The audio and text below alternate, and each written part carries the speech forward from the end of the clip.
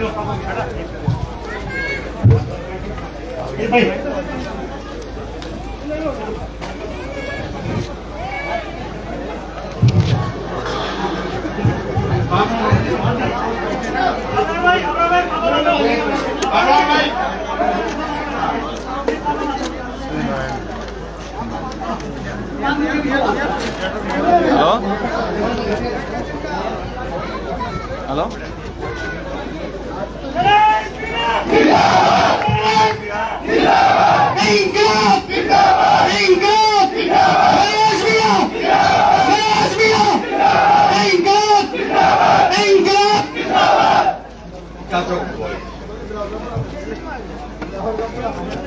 भाइयों, कांग्रेस पार्टी को मैं उनका वोट देता हूँ, बहुत लंबा टाइम हो गया।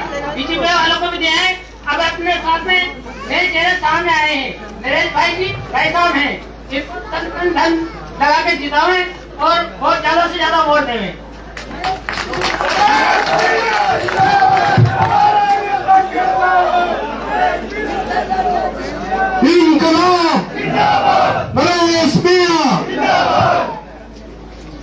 अंता विधानसभा में चहेड़िया गांव का अपने आप में एक विशेष महत्व है।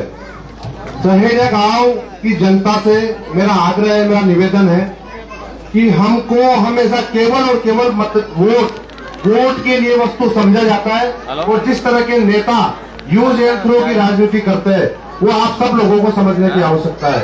नेता एक दिन आता है और उन्होंने पता है कि ये तो हमारे ब्लाइंड वोटर है, ये कहाँ जाएंगे, लेकिन शोषण भी सबसे ज्यादा हमारा ही होता है।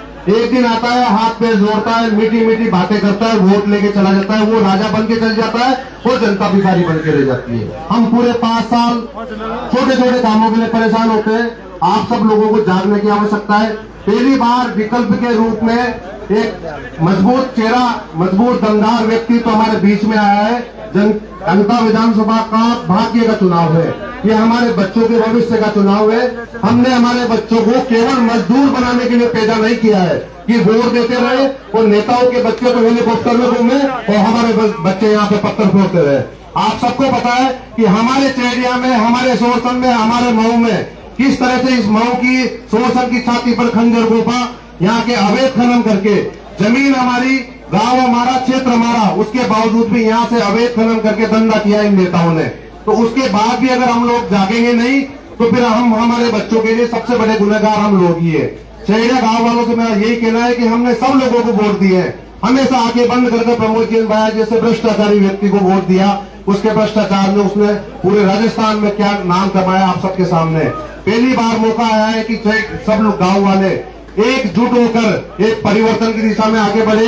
आपने 20 महीने पहले भी एक छोटा सा परिवर्तन करके दिखाया, जिसका परिणाम ये हुआ कि ये गांव वाले बता देंगे कि आपकी कहीं ना कहीं मदद हुई है। इसलिए इस चीज से बाहर निकले। इस बार तो हमारे पास तीसरे मोर्चे का एक विकल्प है। हमारे नरेश भाई मजबूती से आपके बीच में किस तरीके से हर लोगों के लिए संघर्ष करते हैं, आम आदमी के लिए संघर्ष करते हैं। ये किसी भी नेता को देख लो, आप आम आदमी के लिए लड़ते हुए नहीं देखा होगा। ये सब अपने अपने लिए लड़ रहे हैं, अपने परिवार के लिए लड़ रहे हैं। लेकिन पहला व्यक्ति जनता विधानसभा में हमारे बीच में, हमारे जिले में पहले बार नरेश भाई के रूप में हमारे बीच में आए, जो जनता के लिए लड़ रहे हैं, चाहे वो हिंदू हो, मुस्लिम हो, सिख हो, ईसाई हो, सभी धर्मों, सभी समाजों के लोगों के लिए लड़ने वाला व्यक्ति हमारे बीच में हमारे विश्वास पे आया है। अगर आज हमने जागृति दिखाकर इनकी मदद नहीं की तो आने वाले 25 और 50 साल तक हम हमेशा इसी तरह से बजाने में जीते रहेंगे। इसके लिए फिर जनता ही जिम्मेदार रहेगी। इसलिए संकल्प लो, कसम खा लो कि एक बार मजबूती से डट के शानदार तरीके से ऐसा समर्थन दो कि पूरे राजस्थान में ये पता रहे कि अंता के लोग भी जागे हुए हैं, सोई हुई जनता नहीं है, जनता जाग गई है। आप सब लोग मजबूती से, समानता से नरेश जी का साथ दें, समर्थन दें। मैं चहेड़िया गांव में पहले भी आप लोगों ने मदद करी और फिर से आपसे निवेदन करता हूं सभी साथियों से कि इस बार जो मदद पहले करी थी उससे 4 गुना मदद हमको करनी है। 4 गुना का मतलब आप समझ गए कि एक मुश्त, एक तरफा आप यहाँ से वोटिंग करोगे नरेश जी के पक्ष में। आपके लिए मजबूती से सब लोग खड़े हैं और पूरी निष्ठा और ईमानदारी से आपकी सेवा करेंगे। यही मेरा निवेदन है, यही मेरी प्रार्थना है।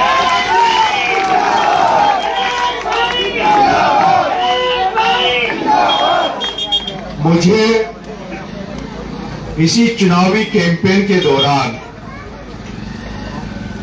आप ही के पड़ोसी गांव का एक कवि साथी मिला और उस कवि साथी ने मेरे लिए पंक्तियां जब मुझे सुनाई तो मैं बड़ा प्रभावित हुआ। पहली बार मिला था, मैंने कहा भाई तू मेरे चुनाव का, जैसे अरविंद केजरीवाल के साथ एक कवि थे कुमार विश्वास, उसी तरह से मेरे पूरे चुनाव में अरविंद खंगारोत, ये खंगारोत कौन से है, ये खजूरना कलाइन का गांव है। मैं चाहूंगा कि मैं अपनी बात रखूं, उसके पहले भाई भी आपको 4 लाइन के थ्रू अपना कैंपेन सुनाएगा। भाई साहब क्या है हमारे लिए और किस विकल्प के रूप में हम सबके लिए ये आए हैं, और मैं चहेड़िया ग्राम की इस जनता से यही निवेदन करना चाहता हूं कि अपने पास मौका है, इस मौके को बुलाना है, इस मौके को अपने हाथ से जाने नहीं देना है।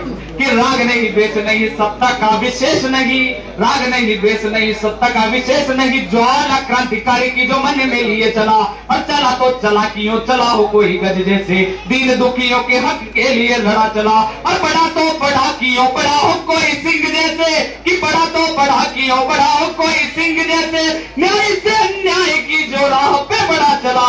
और बात आई घर जो किसान और किसानी की, तो फिर वो नरेश जो लड़ा तो फिर लड़ा चला, फिर वो इनकलाब, इनकलाब। एक बार नारा लगाएंगे, इंकलाब जिंदाबाद, इंकलाब जिंदाबाद। आज शुक्रवार का दिन है, मुस्लिम समाज के लिए शुक्रवार का दिन विशेष पवित्र दिन होता है। आज आप सबकी जुमे की नमाज है, और आप सबकी जुमे की नमाज की तैयारी के कारण ही मुझे सोरसन की झोपड़ियां जाना था, लेकिन मैंने वो गांव क्रॉस करके और सीधा पहले आपके दरबार में ढोक लगाने आया हूं, आशीर्वाद मांगने आया हूं, ताकि जुमे की नमाज से पहले मैं भी आपसे रूबरू हो सकूं। आप सभी चेहड़िया गांव के मुस्लिम भाइयों को नरेश मीणा का सलाम वालेकुम। मैं हर चुनाव में आपके बीच में वोट मांगने नेता आते हैं, कांग्रेस का झंडा लेके आएंगे, भारतीय जनता पार्टी का झंडा लेकर आएंगे, उनके साथ कई नेता भी आएंगे। उन नेताओं को आप आम रोज देखते होंगे। वो जो नेता जो कैंडिडेट है उनके साथ जब आते हैं तो उनको आप देखते होंगे, चुनाव के बाद में तो आपको थानों के आसपास मिलेंगे, तहसील हेडक्वार्टर के आसपास मिलेंगे, या बिजली घर के आसपास मिलेंगे। आप उनसे जब उन नेताओं के साथ आने वाले नुमाइंदों से जब आपको काम पड़ जाएगा तो आप जो काम पर जाएंगे, काम लेकर जाएंगे, तो वो कहेंगे, वो ये नहीं कहेंगे तुम किस गांव से आए, तुमने वोट दिया कि नहीं दिया, किसको बनाया किसको नहीं बनाया। वो कहेंगे तुम्हारा काम तो हो जाएगा, थाने में तुम्हारा काम तो करवा दूंगा, तहसील में काम पड़ा तो तहसील काम करवा दूंगा, बिजली विभाग में काम पड़ा तो बिजली विभाग में काम करवा दूंगा, काम में 100% करवा दूंगा। लेकिन तुम्हारे पास जेब में पैसा कितना है काम करवाने का, ये तो बताओ। क्या मैं झूठ बोल रहा हूं? एक भी चेहरे का मुस्लिम भाई ये बरसों से आप वोट देते आ रहे हो, ये बता दो कि बिना पैसे दिए थाने के सिपाही को बिना चाय पिलाए अगर आपका कोई काम होता हो तो मुझे वोट मत देना।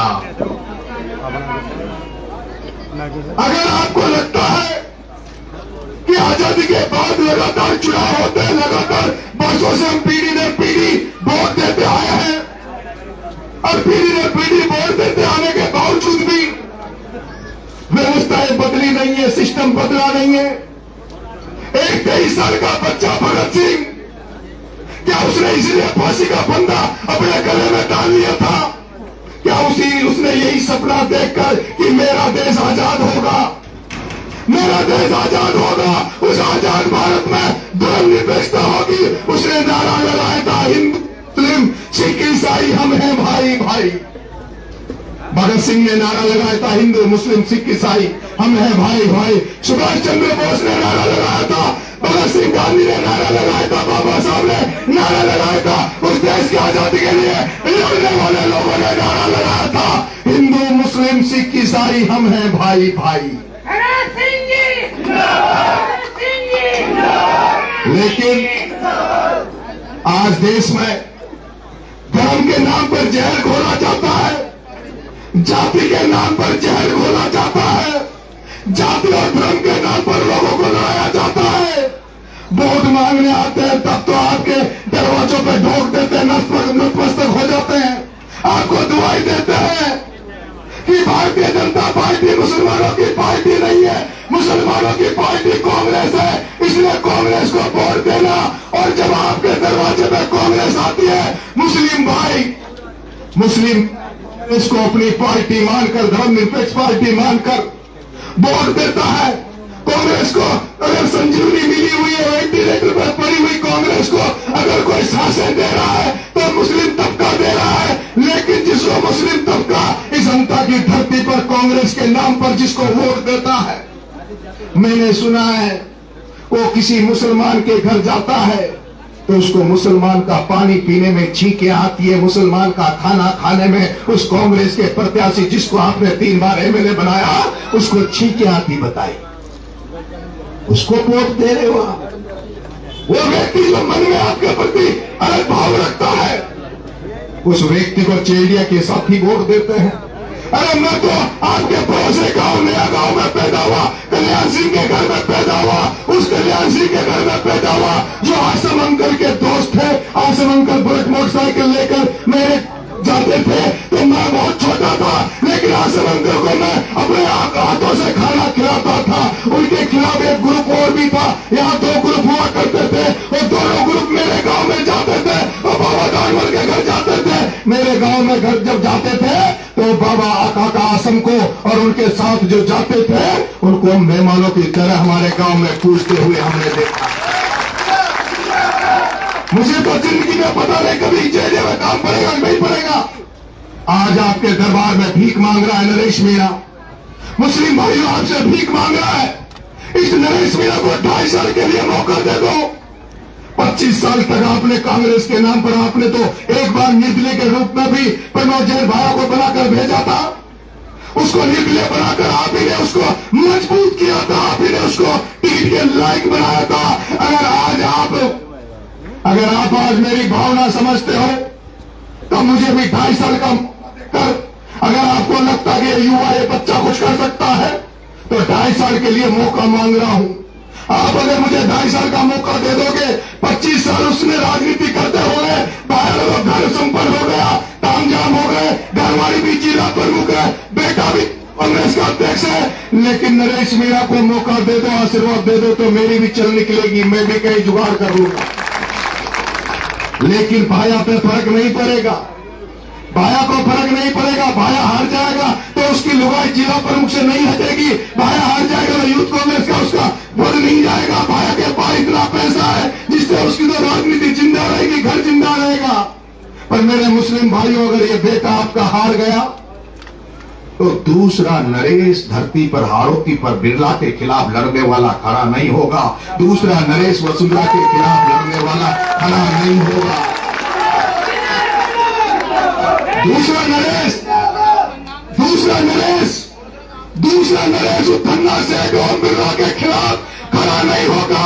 जिस ओम बिरला ने नरेश मीणा को टॉप की जेल में 8 महीने रखा, लेकिन नरेश मीणा नतमस्तक नहीं हुआ, नरेश मीणा झुका नहीं। अगर नरेश मीणा अगर आगे झुक जाता तो 15 दिन में जेल से बाहर आ जाता, मेरे सारे मुकदमे रद्द हो जाते अगर नरेश मीणा उन पिपलोदी के बच्चों को न्याय दिलाने के लिए अगर वसुंधरा को ललकारता नहीं, दुष्यंत को ललकारता नहीं, तो नरेश मीणा 40 दिन जेल नहीं जाता।